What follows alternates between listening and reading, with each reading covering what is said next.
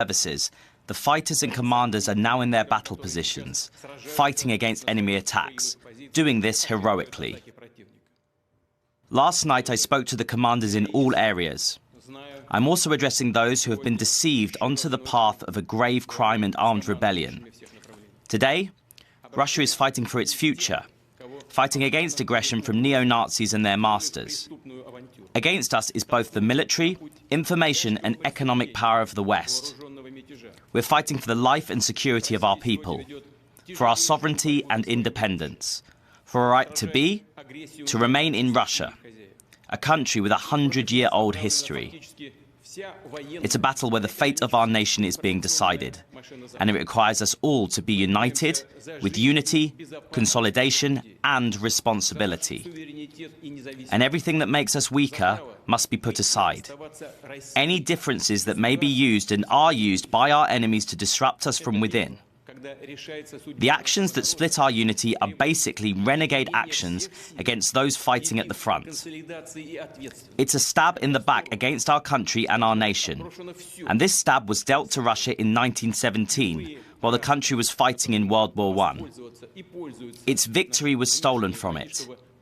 Intrigues and bickering behind the nation's back turned it into a great catastrophe.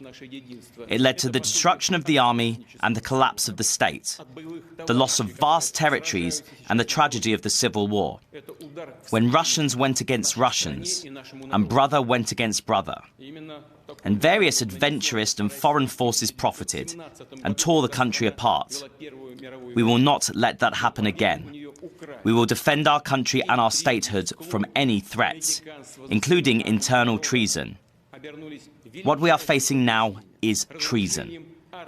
Big ambitions and personal interests have led to the betrayal of one's country, one's nation, and the cause for which Wagner's fighters and commanders were fighting along with the armed forces.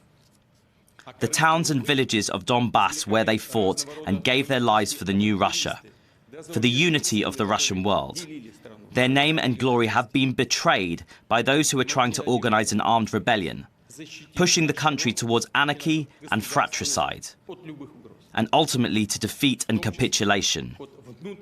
I repeat, any internal rebellion is a deadly threat to our state, to us as a nation. It's a blow against Russia, against our people, and our action to defend our motherland against such a threat will be harsh. All those who deliberately went on the path of treason and prepared an armed rebellion and are preparing terrorist attacks will inevitably be punished. They will be held accountable by law.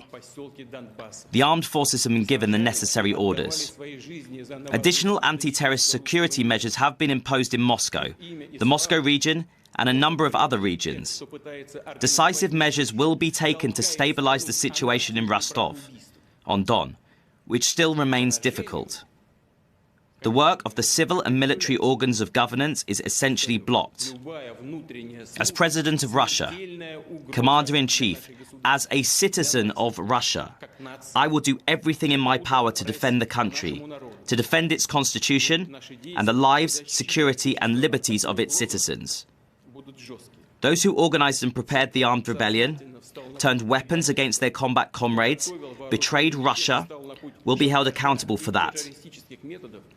Those who are being drawn into this, I call upon you not to repeat the grave and tragic mistakes and stop any participation in these criminal actions.